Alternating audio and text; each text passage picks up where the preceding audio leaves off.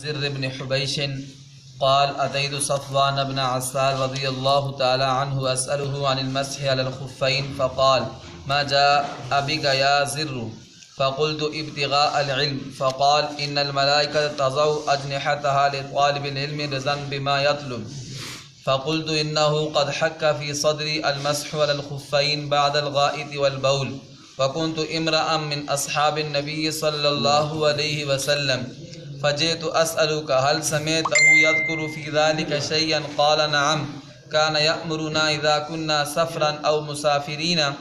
ألا ننزع خفافنا 3 أيام ولياليهن إلا من جنابة لكن من غائط وبول ونوم۔ یہ حدیث پاک زر بن حبیش یہ تابعی ہیں، ان کا نام زر تھا، والد کا نام حبیش تھا، اور یہ بڑے بڑے صحابہ اکرام حضرت عمر، حضرت علی رضی اللہ تعالی عنہ کے شاگرد ہیں، اور 120 سال کی عمر میں ان کا انتقال ہوا ہے۔ تو یہ کہتے ہیں کہ میں ایک صحابی رسول حضرت صفوان بن عسال رضی اللہ تعالی عنہ کے پاس آیا،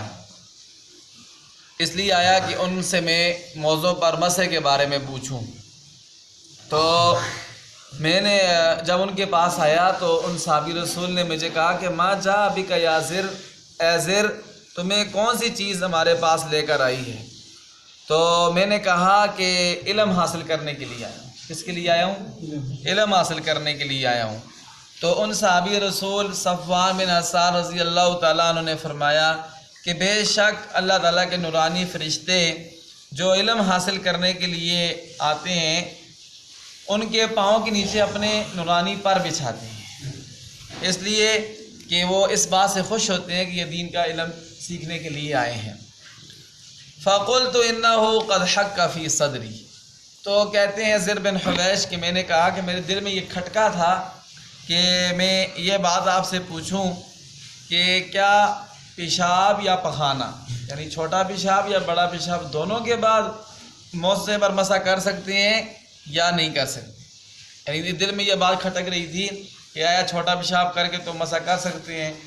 کیا بڑا پیشاب بھی کر کے یعنی پخانہ کر کے پھر بھی اس کے بعد اگر موضع پہنے ہیں تو ان پر مسح کر سکتے ہیں یا موضع کو اتارنا پڑے گا؟ کہتے ہیں یہ بات میرے دل میں کھٹک رہی تھی، تو میں نے سوچا کہ وَكُنْتَ امرأً مِّنْ أَصْحَابِ النَّبِي، کہ آپ نبی علیہ السلام کے صحابہ میں سے ایک صحابی ہیں، تو اس لیے میں آپ کے پاس آیا تھا کہ آپ سے پوچھوں اس بارے میں، کیا آپ نے اس بارے میں کوئی چیز نبی علیہ السلام سے سنی ہے؟ تو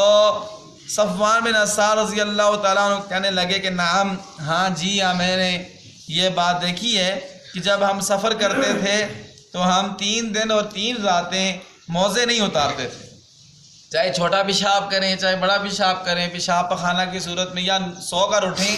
تو سفر کی حالت میں 3 دن اور 3 راتیں ہم موزے نہیں اتارتے، موزوں کے اوپر ہی مسح کرتے تھے۔ ہاں کسی کو اگر غسل جنابت کی ضرورت پیش آ جاتی، نہانے کی ضرورت پیش آ جاتی تو پھر موزے اتار کے پھر غسل کرتا، موزے پہن کے غسل اس کا نہیں ہوتا، ٹھیک ہے؟ تو اس سے یہ مسئلہ ثابت ہوا کہ جو مسافر ہو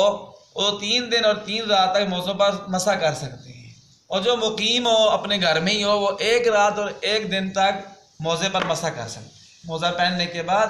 1 رات اور 1 دن تک اس پر مسح کر سکتے ہیں، چاہے چھوٹا پیشاب کریں یا بڑا پیشاب کریں، موزے اتارنے کی ضرورت نہیں ہے۔ ہاں اگر نہانے کی ضرورت پڑ جائے تو پھر موزے اتار کے غسل کرنا ہے، اگر غسل فرض ہو جائے تو۔ پھر آگے کہتے ہیں کہ میں نے پھر ان سے ایک سوال پوچھا کہ کیا آپ نے نبی علیہ السلام سے محبت کے بارے میں کچھ سنا ہے کہ کوئی بندہ کسی شخص سے محبت کرتا ہے یا کسی قوم سے محبت کرتا ہے تو اس کے بارے میں کیا نبی علیہ السلام سے آپ نے کچھ سنا ہے، کوئی بات سنی ہے؟ تو انہوں نے کہا، صحابی رسول نے کہا کہ ہاں میں نے سنا ہے، ایسا ہوا تھا کہ ایک دفعہ ہم نبی علیہ السلام کی مجلس میں بیٹھے ہوئے تھے،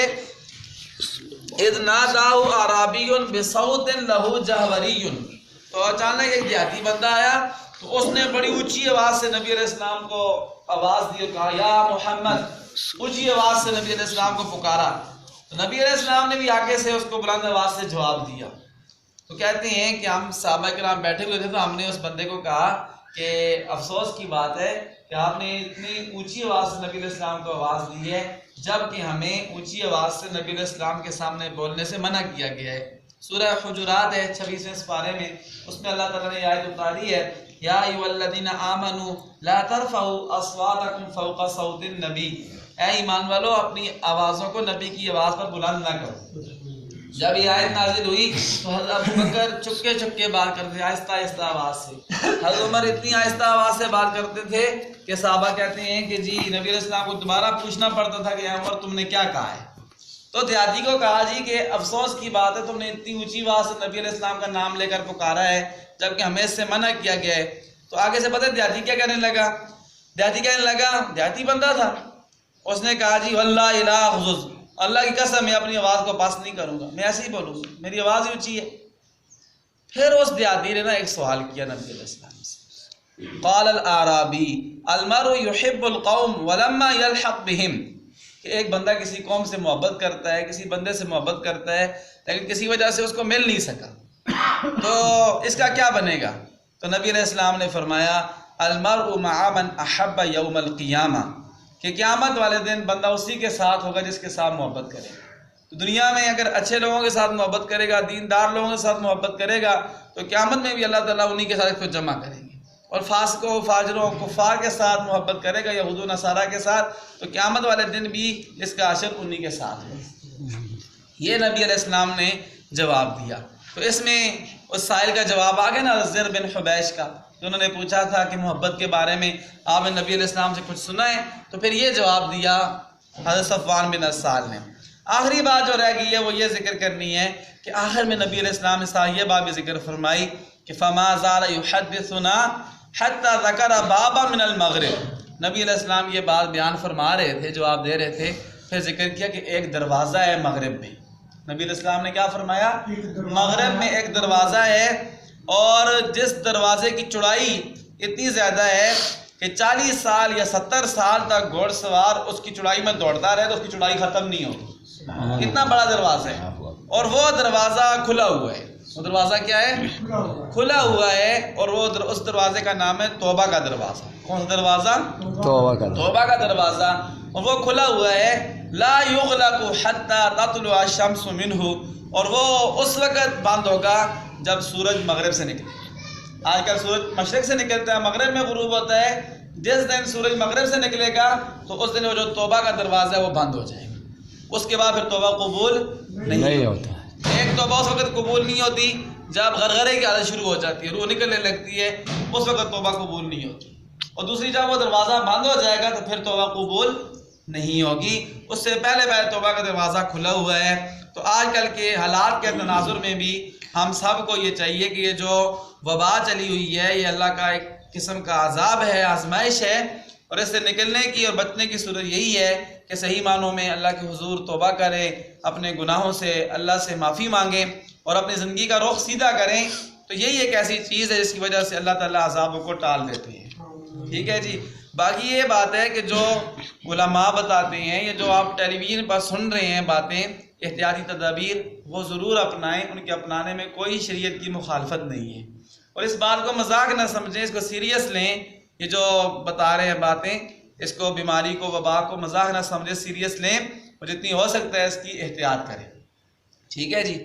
تو اللہ تعالیٰ سے دعا ہے اللہ مجھے آپ کو جو کچھ کہا سنا ہے اس پر اللہ عمل کی توفیق عطا فرمائے۔ یہاں تک علماء نے ذکر کیا ہے کہ اگر ہاتھ ملانے سے بھی ڈاکٹر لوگ منع کرتے ہیں کہ اس سے ہاتھ لگانے سے اگر بیماری بڑھتی ہے تو بے شک آپ سلام نہ کرو، ہاتھ نہ ملاؤ۔ خاص کر جس بندے کو بیماری ہوتی ہے اس کو ہاتھ لگانے سے کہتے ہیں بیماری بڑھتی ہے، تو علماء نے ذکر کیا ہے کہ سنت جو ہے نا وہ سلام ہے، السلام علیکم ورحمۃ اللہ وبرکاتہ۔ ہاتھ ملانا سنت نہیں ہے، مصافحہ جو ہے وہ تکمیل سلام ہے۔ تو اگر علماء کہتے ہیں اور ڈاکٹر لوگ بھی یہ کہتے ہیں تو بندہ سلام ہاتھ نہ بھی ملائے تو پھر بھی کوئی گناہ نہیں ہو، صحیح ہے نا، ایسی بات نہیں ہے۔ اور اس دن آپ نے دیکھا بھی مولانا طاہر جمیل صاحب کی اور وزیر اعظم کی جب ملاقات ہوئی تھی تو اس میں انہوں نے ہاتھ کوئی نہیں ملائے تھے، دور سے اسلام کہتا ہے۔ تو یہ اس لیے علماء کرتے ہیں تاکہ عوام کے ذہن میں بھی یہ بات آ جائے کہ اس میں کوئی مسئلہ نہیں ہے۔ باقی بھی جو چیزیں ہیں، تدابیر ہیں، ان کو اپنائیں اور اللہ تعالیٰ سے دعا مانگیں اللہ ساری امت مسلمہ کو خصوصی طور پر اس سے محفوظ فرمائے اور ساری انسانیت کے اللہ تعالیٰ حفاظت فرمائے.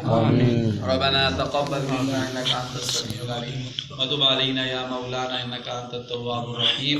وصلى الله تعالى على خير خلقه محمد وعلى اله وصحبه اجمعين.